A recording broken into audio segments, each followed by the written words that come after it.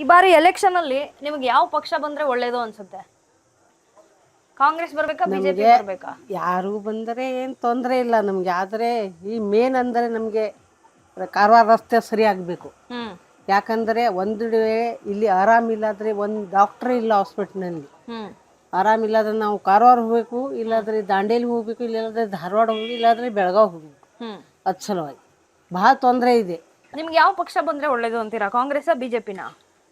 ಯಾವ ಪಕ್ಷ ಬಂದ್ರೆ ಅಷ್ಟೇ. ನಿಯತ್ತಾಗಿ ದುಡಿಯೋರು ಅದೇ ಪಕ್ಷ ನಂಬಬೇಕು, ಹಾ ಬೇರೆ ಪಕ್ಷ ನಮ್ಗೆ ಬೇಕಾಗಿಲ್ಲ, ಅವಶ್ಯಕತೆ ಏನಿಲ್ಲ. ಹ್ಮ್ ನಿಯತ್ತಿಂದ ರಾಜಕಾರಣ ರಾಜನೀತಿ ಆಡ್ಬಾರ್ದು, ರಾಜಕಾರಣ ಮಾಡ್ಬೋದು. ಹ್ಮ್ ಆದ್ರೆ ರಾಜನೀತಿ ಆಡೋ ಪಕ್ಷ ನಮ್ಗೆ ಬೇಕೇ ಇಲ್ಲ. ಸರ್, ಈಗ 6 ಬಾರಿ ಗೆದ್ದಂತ ಸಂಸದ ಅನಂತ್ ಕುಮಾರ್ ಹೆಗಡೆ ಅವರು ಏನ್ ಕೆಲಸ ಮಾಡಿದ್ರು ಅಂತೀರಾ ನಿಮ್ ಭಾಗದಲ್ಲಿ? ಏನ್ ಕೆಲಸ ಮಾಡಿ ಏನ್ ಬಿಟ್ಟಾರೆ? ಶಂಭೋ ಶಿವಲಿಂಗ ಏನು ಮಾಡ್ಲಿಲ್ಲ. ಏನೇನ್ ಮಾಡಿದ್ರು? ಅನಂತ್ ಕುಮಾರ್ ಹೆಗಡೆದು ಬಿಜೆಪಿ ಜೆಂಡಾ ಆರಿಸಿದ್ದಾನೆ. ದೀಪಕ್ ನಾಯಕ್ ನಾವು ಕೇಳೋರಿಗೆ ಫಸ್ಟ್ ಟೈಮ್ ಬಿಜೆಪಿ ಜೆಂಡಾ ಆರಿಸಿದ್ದಾನೆ. ಬಟ್ ಅಭಿವೃದ್ಧಿ ಅಭಿವೃದ್ಧಿ ಏನ್ ಮಾಡಿದ್ರು?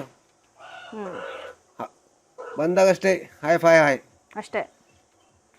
ನಾನೊಬ್ಬ ಎಜುಕೇಟೆಡ್, ನಾನು BSc ಅಗ್ರಿ, ನಾನು ಆದ್ರೂ ನಾನು ಹೊಲದಲ್ಲಿ ದುಡಿತೇನೆ. ಪಕ್ಷ ಬಂದು ಏನಿಲ್ಲ ಮೇಡಮ್.